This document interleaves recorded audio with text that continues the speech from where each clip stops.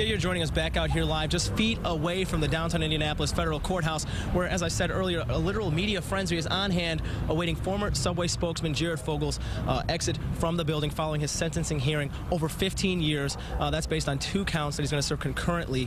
As you can see here behind me, dozens of photographers, dozens of reporters out here speaking about history as it's being made, what is going on here today. And we actually have our senior digital correspondent, Jordan Fisher, who just exited the federal courthouse himself, was inside during the sentencing hearing for hours there with Jared Fogle. Jordan, can you kind of take us through some of the most memorable moments of today's hearing?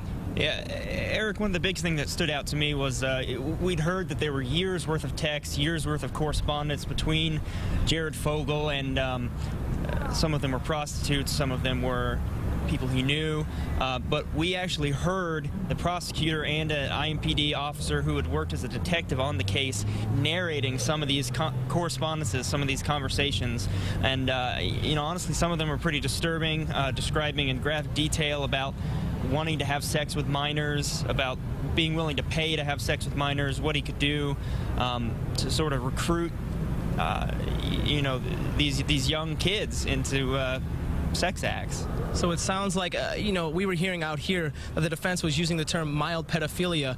It sounds like he put a lot of effort into what he was attempting to do, what he did do over the years. Do you consider that mild pedophilia?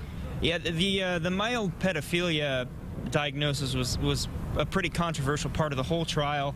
The prosecution made a point of saying that the diagnosis of mild pedophilia is not in the DSM, which is the Diagnostical Statistical Manual. It's what they use to diagnose people. So you know, basically in the medical field, you are a pedophile or you're not. So to say that Jared Fogle, by being complicit in, if not the production of child pornography, then the transmission of it, the reception of it, of traveling across state lines to have sex with minors, to say that that's mild pedophilia. Certainly the prosecution did not buy that, and I don't think the judge did either, based on her sentence. Based on her sentence, as he said, based on her sentence. Now, we know that the prosecution was seeking 12.5 years for Jared Fogle behind bars. As you learned, 15.6 is actually what he ended up getting here today. I believe it's 13 without parole, before parole, that is. And then after this, a lifetime post-prison sentence supervision. So he is going to be registered as a sex offender and basically being watched the entirety of his life, even once he returns home to his children. Now, with that being said, Jordan, can you kind of talk about the sentencing process and some of what you were seeing? Did it seem like the judge was kind of struggling, or was her mind pretty much made up? You know, even throughout the defense's case, you know, the judge was, she asked a couple of very hard questions. Didn't seem like she was really buying into what the defense was, the argument that they were trying to make.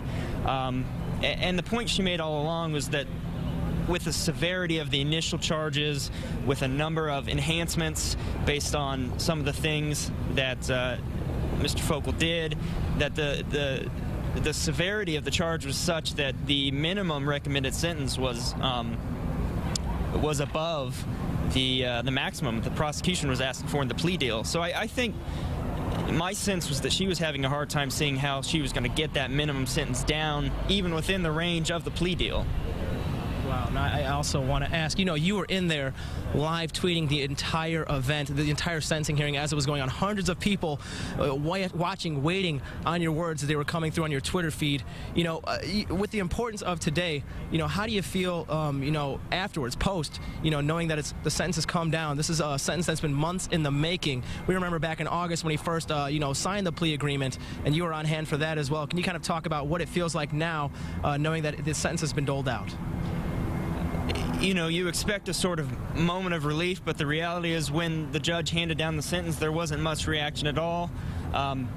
Jared Fogle, you know, he didn't really do anything that I could tell you about, except for when the judge did ask him questions. Very meek, very quiet, almost inaudible responses, you know, just, yes, I understand. Wow. Wow. Well, again, we are sitting here outside the steps of the federal courthouse, just feet away from where we're expecting former subway spokesman Jared Fogle to exit the federal courthouse from. When exactly, we are still awaiting that, but we will be on hand here in downtown Indianapolis, so stick with RTV6, both on air as well as on your mobile device via the RTV6 app for the latest developments from this breaking story. For now, I'm reporting live here in downtown Indy, Eric Cox. WRTV 6.